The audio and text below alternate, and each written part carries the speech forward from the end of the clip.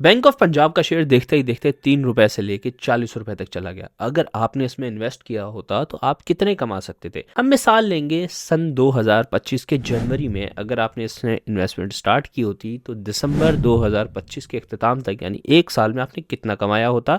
और अगर आप तनख्वाहदार आदमी हैं और अपनी मंथली इनकम जो बचती है उससे थोड़े थोड़े करके एसआईपी करके इसमें थोड़े थोड़े करके इन्वेस्ट किए होते तो आपने कितना कमाया होता। और अगर आपने एक साथ सारे पैसे पिछले साल स्टार्टिंग में लगाए होते तो कितना कमाया होता।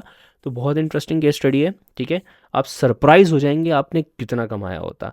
और यही पैसे अगर आपने बैंक में रखे होते तो आप कहाँ पे होते। इन सब चीज़ों का आज मैं आपको क्लेरिफाई करूँगा। इस बहुत सी चीज़ें आपको पता चलेंगी, इन्वेस्टमेंट कैसे होती है, इन्वेस्टमेंट क्यों की जाती है, थॉट प्रोसेस क्या होता है और क्या फ्यूचर में ये चीज़ें मज़ीद ऐसे आगे दे सकेगा या नहीं, इस पर पूरी बात करने वाले हैं, ठीक है। तो वीडियो में एंड तक मेरे साथ रहिएगा। चलते हैं वीडियो की तरफ।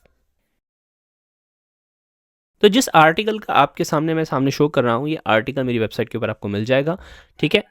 हम मिसाल ले रहे हैं बैंक ऑफ पंजाब की। बैंक ऑफ पंजाब का शेयर कुछ ही अरसा पहले 2 साल पहले तक 3 या 4 रुपए का होता था और आज ये 40 रुपए को टच कर चुका है, ठीक है। हम इसमें आपको मैंने बताया कि हम 2 एग्जांपल्स लेंगे कि अगर सन 2025 के शुरुआत के जनवरी में आपने हर महीने 5-5 हज़ार रुपये डाले होते या फिर जनवरी में इकट्ठे आपने 60,000 रुपये साल में जो इन्वेस्ट करने थे वो एक साथ डाल दिए होते तो कितना प्रॉफिट होता। और अगर आपने वो सिर्फ पैसे कैश में रखे होते या बैंक में रख के आप सेविंग्स में कमा रहे होते तो कितना होता, ठीक है।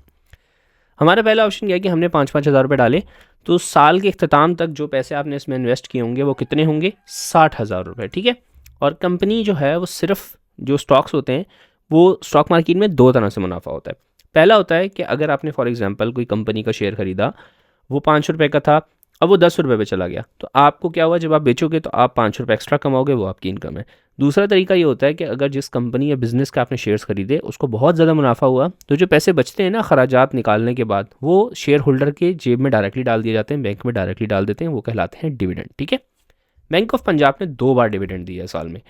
और अगर आपने सेकंड ऑप्शन क्या है कि हमारा 60,000 रुपये हमने जनवरी के स्टार्ट में एक साथ डाल दिए, ठीक है। और जो डिविडेंड हमें मिला, जो प्रॉफिट हमारे बैंक में आया वो भी हमने साथ साथ जो है वो री इन्वेस्ट कर दिया, ठीक है ना। तो ये जो हर महीने थोड़े थोड़े बचा के डालने होते हैं ना, ये कहलाता है एसआईपी, ठीक है ना। सिस्टमिक इन्वेस्टमेंट प्लान कहलाता है ये, कि हर महीने जो पैसे बचे वो आपने डाल दिए ताकि आपके जो अखराजात हैं, ठीक है ना, उससे जो बच रहा है वो आप डालते जा रहे हो और दूसरी जानब आपने एक साथ डाल दिए। तो एसआईपी जो है ना वो तनख्वाहदार आदमी के लिए या फिर जो बिगनर इन्वेस्टर है उसके लिए बेहतर होती है कि ये एवरेज हो जाता है। अगर कंपनी बहुत अच्छा परफॉर्म करेगी तो भी आपको प्रॉफिट्स उस लेवल के नहीं होंगे जिसके आपने इकट्ठे डाल दिए, लेकिन आप अगर कंपनी लॉस में जाएगी तो भी इतना नुकसान नहीं होगा। तो पॉइंट इज़ ये एवरेज आउट कर जाता है, सही है। तो नीचे आते हैं, ठीक है। तो अगर हम इसको पर ईयर के हिसाब से देखें तो अगर आपने हर महीने 5-5 हज़ार करके डाले होते हैं तो साल की शुरुआत में और इख्तिताम तक आपने टोटल डाले 60,000, तो फाइनल वैल्यू जो होती ना आपकी, ठीक है ना, तो फाइनल वैल्यू जो आपकी होती वो होती 1,85,000, यानी कि 60,000 रुपये इन्वेस्ट किए और साल के एंड पे जो आपके पास टोटल कीमत होती हर महीने 5-5 हज़ार डाल के वो होती है 208% का रिटर्न, यानी कि 1,85,000, सही है। 200%, यानी कि अगर यही मिसाल आपने 60,000 की बजाय 1 लाख की ले लें कि आपने 1 लाख थोड़ा थोड़ा तोड़ के डाला साल के शुरू से लेकर एंड तक, तो 1 लाख आपका 2 लाख में कन्वर्ट हो गया, सही है। 200% का रिटर्न मतलब इन अ सेंस कि मतलब साल के दौरान स्टार्ट में 1 लाख डाला था, इख्तिताम में अगर सब चीज़ों को मिलाया जाए तो वो 3 लाख बन चुका है, समझ रहे हैं। 200% का रिटर्न। और यही आपने लमसम में डाल दिया तो मिसाल के तौर पे जनवरी के स्टार्ट में जितनी प्राइस आपने देखी, ठीक है, मेरे ख्याल से गालिबन 11 रुपये थी, ठीक है, वरना नीचे आपको या ऊपर आपको एक चार्ट मिल जाएगा कि एग्जैक्ट प्राइसेस क्या थी, वो मैंने ट्रेडिंग व्यू का लगा दिया, ठीक है ना। आपने इकट्ठे करके डाल दिए होते तो फिर आपको जो प्रॉफिट होता ना वो होता 290% का। यस, कितना प्रॉफिट होता, 290%, यानी कि 1 लाख डाला हुआ 4 लाख के करीब बन जाता। अब मुझे बताएं, यही मिसाल आपने बजाय बैंक ऑफ पंजाब का शेयर खरीदने के उसके बैंक के अंदर एज अ सेविंग अकाउंट रखा होता जो साल के एंड तक आपको मुनाफा होता वो 15% तक होता, 10 से 15, ठीक है। यानी 1 लाख डाला होता तो वो 1,15,000 हो जाता, सही है। और अगर आपने कैश में रखा होता घर में 1 लाख रुपये सेव करके, वो साल के शुरू से लेकर अख्ताम तक 1 लाख ही रहता, सही है ना। अब आपने क्या किया, 1 लाख डाला, कहाँ 2 लाख कमा रहे हो, 1 लाख डाल के काम 3 लाख कमा रहे हो, सही है। तो इसे कहते हैं पैसे से काम करवाना। और जिसे ये नहीं आता ना वो मेरे ख्याल से फाइनेंशियली ग्रो नहीं कर पाएगा, ठीक है, क्योंकि आजकल की दुनिया बहुत डिफरेंट है, इसमें आपको फाइनेंस बाकायदा तौर पे सीखना पड़ता है, ठीक है ना।